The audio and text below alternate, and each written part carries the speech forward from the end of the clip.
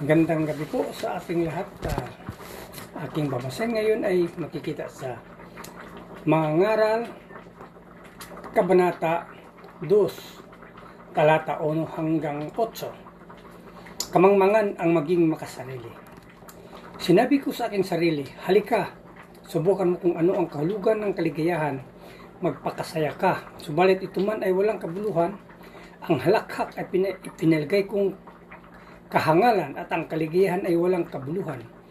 Sa pagnanasa akong makamit ang karunungan, ipanasya kong magpakalasing sa alak.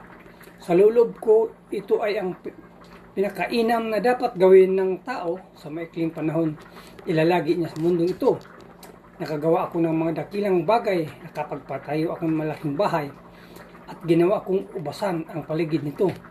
Gumawa ako para sa aking sarili ng mga hardin at liwasan. Tinamnan ko ito ng lahat ng uri ng punong kahoy na mapapakinabangan ang bunga. Humukay ako sa mga balon na pagkukunan ng pandilig sa mga pananim nito. Bumili ako ng mga aliping babae at lalaki. Ang mga alipin ko'y nagkaanak na sa aking tahanan.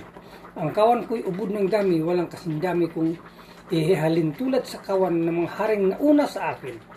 Nakaipon ako ng napakaraming pilak at ginto mula sa mga lupaing nasasakupan ko. Marami akong mga awit na babae at lalaki. Marami akong asawa at pawang magaganda.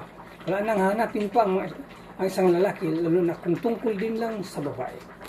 Yan lang po. Maraming salamat. Purihin ng Panginoon sa kanyang banal na salita. God bless.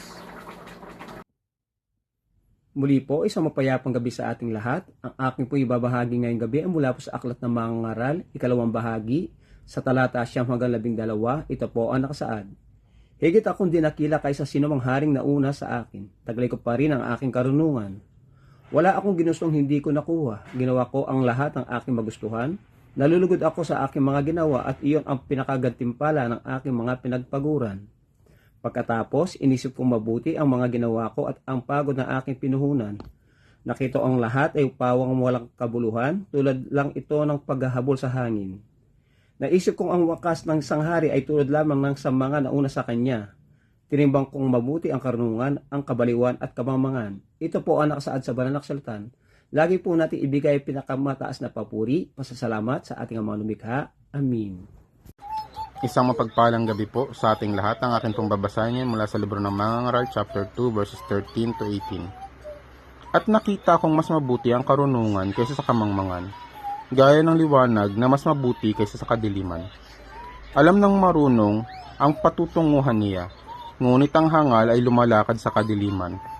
Pero, napagtanto ko ring pareho lang silang mamamatay. Kaya sinabi ko sa aking sarili, ang sinapit ng mangmang ay sasapitin ko rin. Kaya anong kabutihan ng mapapala ng pagiging marunong ko? Wala talaga itong kabuluhan. Lahat tayo marunong manumangmang ay pare-parehong mamamatay at makakalimutan. Walang kabuluhan ang pagsusumikap. Kaya kinamuhian ko ang buhay dahil kahirapan ang dulot ng lahat ng ginagawa rito sa mundo. Ang lahat ng ito ay walang kabuluhan, para ka lang humahabol sa hangin. Kinaiinisan ko ang lahat ng pinaghirapan ko dito sa mundo dahil may iwan ko lang ang mga ito sa susunod sa akin. Amen. God bless po.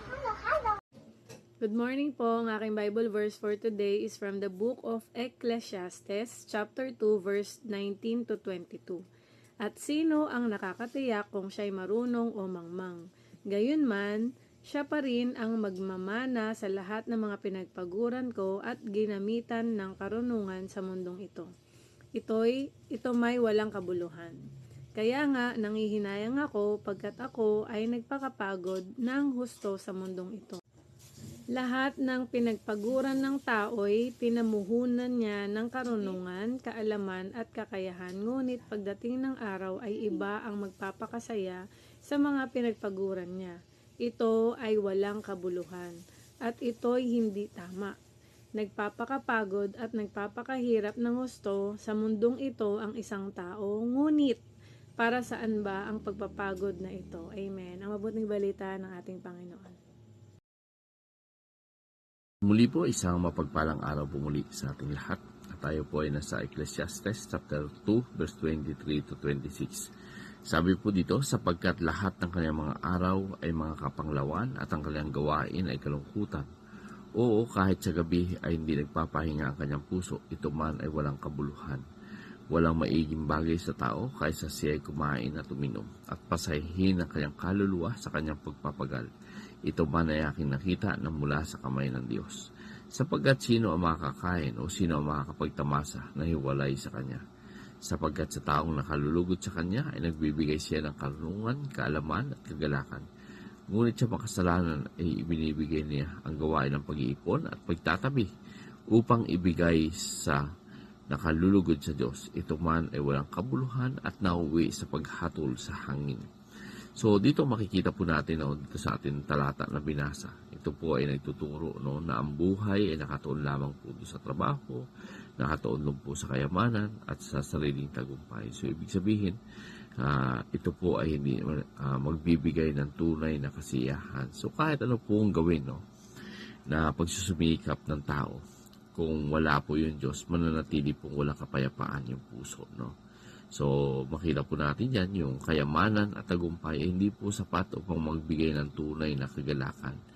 Yung bawat mabuting bagay ay kaloob po sa Diyos. So, yung ating pong kinakain, yung ating pong kalusugan, yung ating pong trabaho, ito po ay buhat sa ating Panginoon. At ito po yung tunay po na kasiyahan ay matatagpuan sa pamumuhay na nakalulugod sa Diyos. Sapagkat yung Diyos po ang nagbibigay ng karunungan at kaalaman at tunay na kagalakan sa kanyang mga anak. So muli po, purihin ng Panginoon and God bless everyone.